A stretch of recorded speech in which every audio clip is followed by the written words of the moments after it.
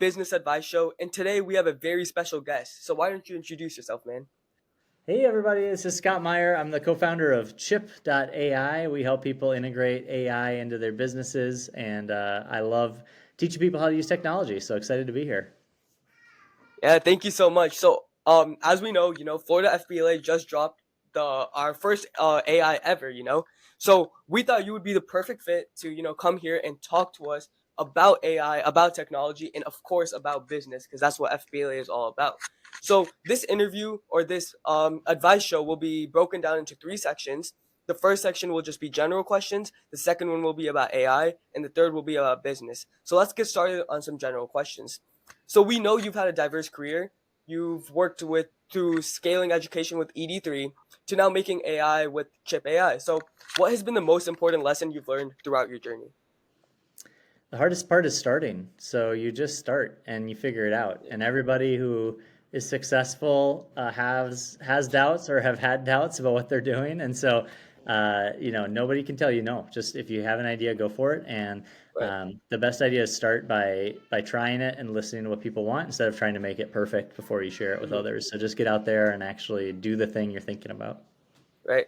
That's some great advice because even if you're starting just a social media page or you're starting a small business or it'd be whatever you're doing, even if you're playing a sport, starting off is always the hardest part because there's going to be so many failures, but it's about stepping through that, pushing through that, and just keep going because that's what's really going to, make you successful. So, as a successful founder, what advice would you give to high school students who are interested in starting their own businesses one day? I wouldn't wait. Just start it now. The beauty of AI is that you can fill any gaps you have in your expertise. So if you don't know how to Hmm. make, if you don't know how to make a marketing campaign, or if you don't know Hmm. how to make a website, or if you're not sure, what you should call your business, like AI can Right. help you with all of that. And there's no rule that says once you're 18 you can do business, right? And Hmm. the earlier you start, the more shots on goal you get, the more Yeah. likely one will go in. Right. I think it's unrealistic to think I'm going to have a business and it's going to succeed. Like, why not Exactly. try Yeah. 5 to 10 businesses? I think Hmm. I've probably had around a dozen businesses and three Hmm. were successful. I'd say like one or two were like just meh, break even, Yeah. and then the rest were failures. So Right. there's nobody's perfect. So just Hmm. start trying. Yeah, I think you made a great point about just I know your message right now is just like to keep on trying and start now, but also what you said about AI, right? And I just feel like today with today's world technology, like we have YouTube, we have ChatGPT, we have so many AI sources which would just help us learn. Like as you can Yeah. see, I have jerseys in the back, and I also wanted to go through like computer science. I love coding, and when I was first starting out, me and my dad would talk about like who would win basketball games, and that's when I learned that I think it's called web scraping.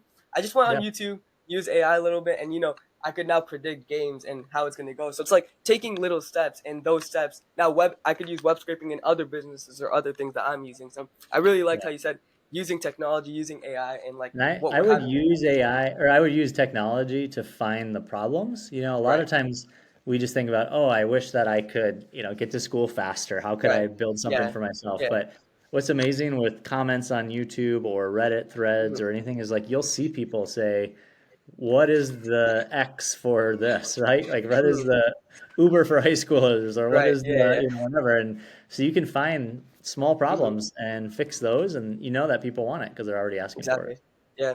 I mean, it's those little problems which really make a big difference because there's such a niche group of people who want it, and that's your target audience right there. So, Yeah. I know you said you had major setbacks, and that's what our third question was about. It's about setbacks, and every entrepreneur faces setbacks. So, can you share a time where you faced a major challenge and how you overcame it? I mean, every day I feel like, I think I was working in Web3 and teaching Hmm. developers how to code in Web3 and Right. AI.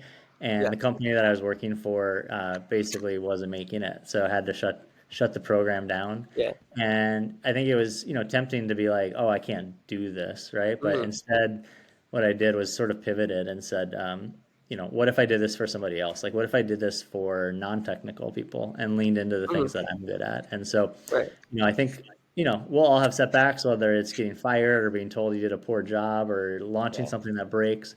Hmm. So the key is then to take that experience Right. and move it Yeah. into like a new, like a learning experience. So I think that's Hmm. always hard to do, but if you're Yeah. able to, it's helpful. Yeah. I agree with you 100% because like we know that when you fail, most of the time it's really easy to give up. But like someone like you who's, had major failures in businesses, you've came out successful because you kept going and you kept trying. So it's not about the failures, it's about how you take those failures and to keep going.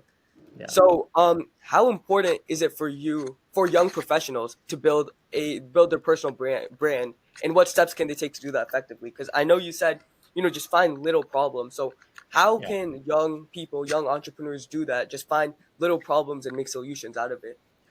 Yeah, I think about how do you just try stuff? Like you might call it a portfolio, but that almost sounds too official. Like just try stuff that you can share. Hmm.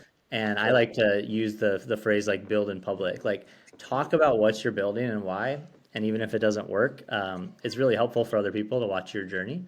Hmm. And I think, personal brand feels a little too polished. I think most of us are always changing, and having a personal brand feels very like influencery. I think if you just are trying stuff and sharing it, Hmm.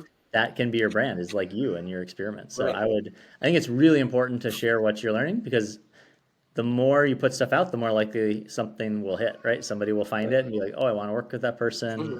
I like what they're doing. I want to, have them at my college or my company or my, club or whatever. So, yeah, put stuff out there and share. Don't be afraid to look stupid, because everybody's Hmm. actually afraid. And so those who Yeah. share are the brave ones. Exactly. And I think you made some great points, and those are points which I guess every person, no matter what their age is, whether they're high schoolers watching this or maybe even college students or beyond, that's some great advice that you gave there. So I want to thank you for that. And now we're gonna go through our next question, which is AI. And the reason why we put this in is not only because we released the first AI, it's because AI is I feel like it's the biggest topic in today's generation because people at school are dealing with it, colleges are dealing with it, workplaces are dealing with it. So with all these misconceptions, I know you've worked extensively with AI. What are some of the biggest misconceptions businesses have about integrating AI, and how can they avoid these pitfalls? Yeah. I think businesses are worried that when they share something, someone else can go get it from AI. Hmm. And so there's a misconception about how it works. It's not Yeah. Google, it's actually Hmm. predicting what words come next. And so Hmm. I think there's a little bit over fear on kind of privacy areas. Hmm.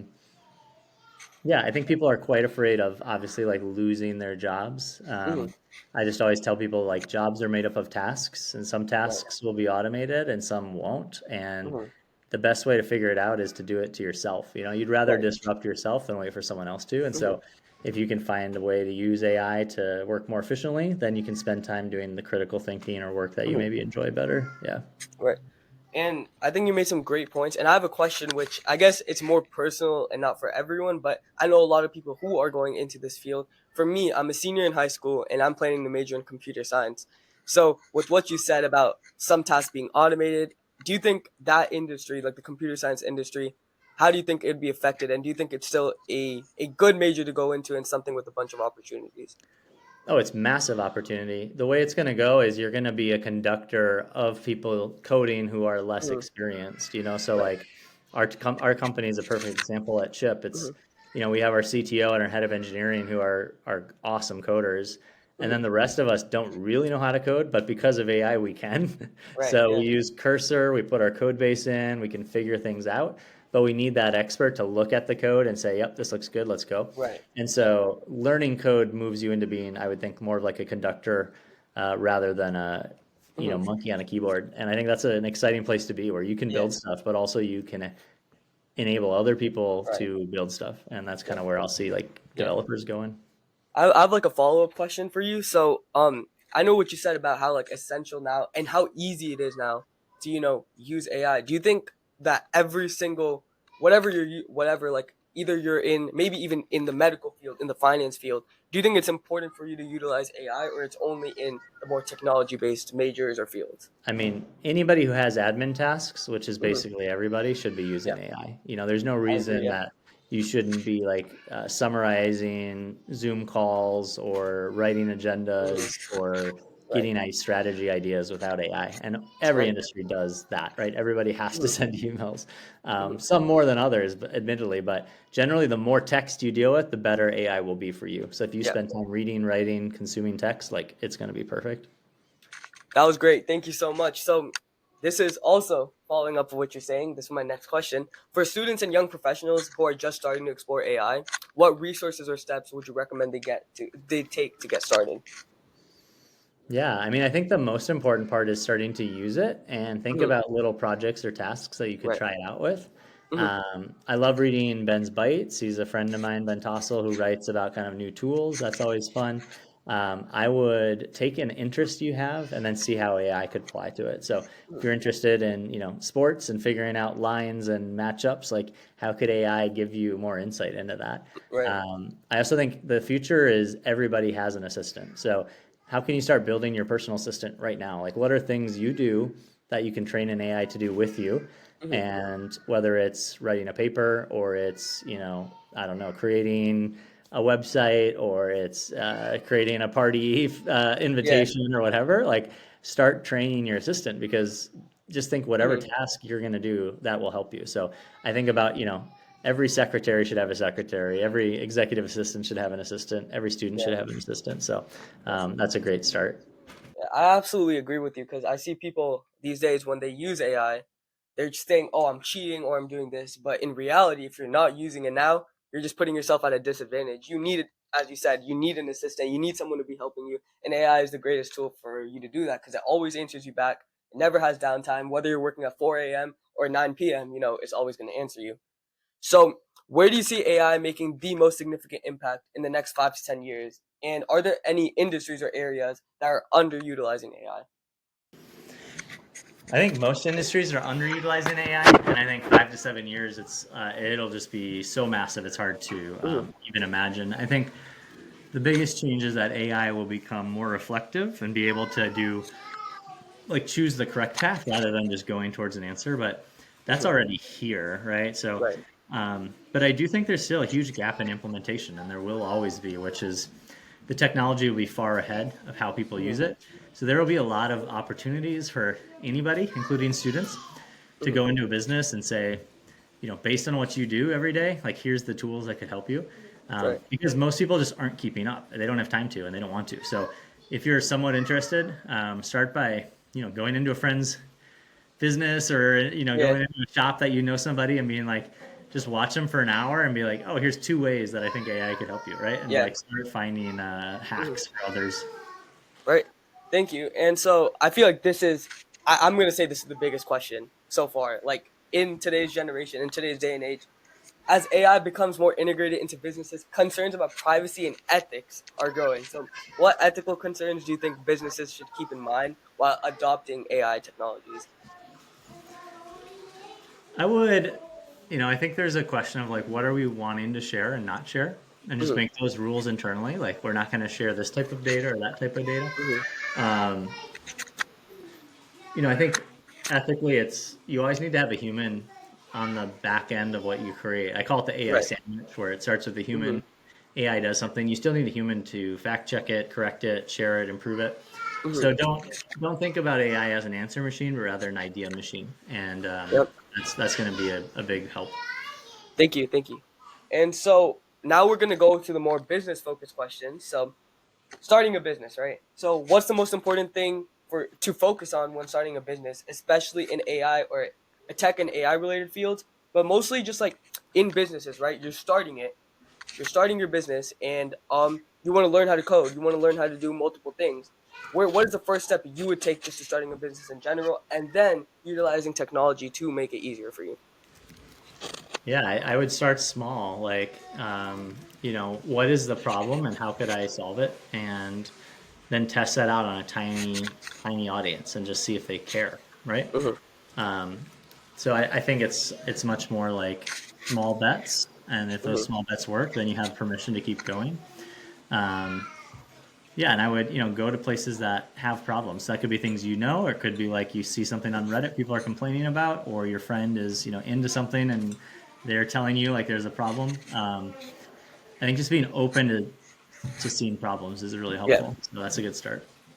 Right. Thank you. And so you've built businesses, you've been in many businesses in different sectors. So what's the key? What's the main key to scaling a business or company effectively? And how do you manage growth without losing sight of your core mission? Yeah. I think it's knowing what to say yes to and no to. You know, if you're trying to do too many things, it's hard to stay focused on your mission. I'm not always good at that, so it's like Yeah. do what I say, not what I do sometimes. But Hmm. I think if you have a core mission, you're gonna best achieve it by doing that for a type of person or type of problem. And then as you get good at that, you can expand to other areas. And Hmm. so that just keeps you focused, keeps it makes it easier to fulfill your mission. You don't have to reinvent the wheel as much, but it's always easier said than done. Right, right. And so I feel like this is a question that many high schoolers are having right now. We're young, and when you look at high schoolers, you want more experienced people to be working with and things like that. So for high schoolers our age, or maybe even younger, who just want to get an opportunity, want to start, you know, what's your biggest advice for them? Like, not like we know networking is really big, but how do we really get opportunities and make people trust high schoolers at such a young age? Yeah, I wouldn't even worry about networking. I think it's a Hmm. waste of time. I think Yeah. use that time to build something. Like the Right. best, Yeah. I'm going to trust work more than age or Exactly. Yeah. diploma. And so Hmm. honestly, like you don't need permission. You know, look at one of your favorite companies and be like, if you like graphic design, hey, I made a new version of your logo that's better, Yeah. right? Or who's a business in my town? I'm going to reimagine their website for them and just, Hmm. you're not doing it for a job. You're just doing it for a portfolio. But there's Right. a really good chance that person will either like it and hire you or at least admire the hustle and tell you Right. somebody else about you. So um, take more shots. Like don't try to talk your way into it. Don't try to like learn your way into it. Like just go do it. And having a portfolio of experiences is great. Have a place you can share that. You know, that could be Hmm. as simple as a social media account or a blog or whatever, but just a place where if you've built something that's interesting, you know, like you can link to your GitHub that has it or Hmm. whatever it might be. So, yeah, build and share and do it in public because people might see what you're doing even if you haven't finished and say, Right. "Hey, that's cool. Why don't you come join us?" You know, so that's a good Yeah. way to get started. So take more shots and build your portfolio. I feel like we've heard so much about networking, and this is such like a different way to look at it, and it's a way that I feel like many people haven't looked at it. Like instead of you know, taking your time to maybe network, you could take the time to build your portfolio, like really work on what you're trying to achieve, rather than trying to talk to people without having your portfolio built, and just keep shooting your shot. Yeah, So I mean, people aren't yeah, going to that's listen. You know, if right. they don't know Yeah. who you are, and like, why would they Yeah. trust whatever you say? Like, you got to have proof of work. And so, Hmm. maybe you network after you have things to show people. But Right. I just Yeah. think the amount of time it takes to find the event, go to the event, talk to the right people, Hmm. like in that time, you could have actually built something that people want and Yeah. just start selling it. Right.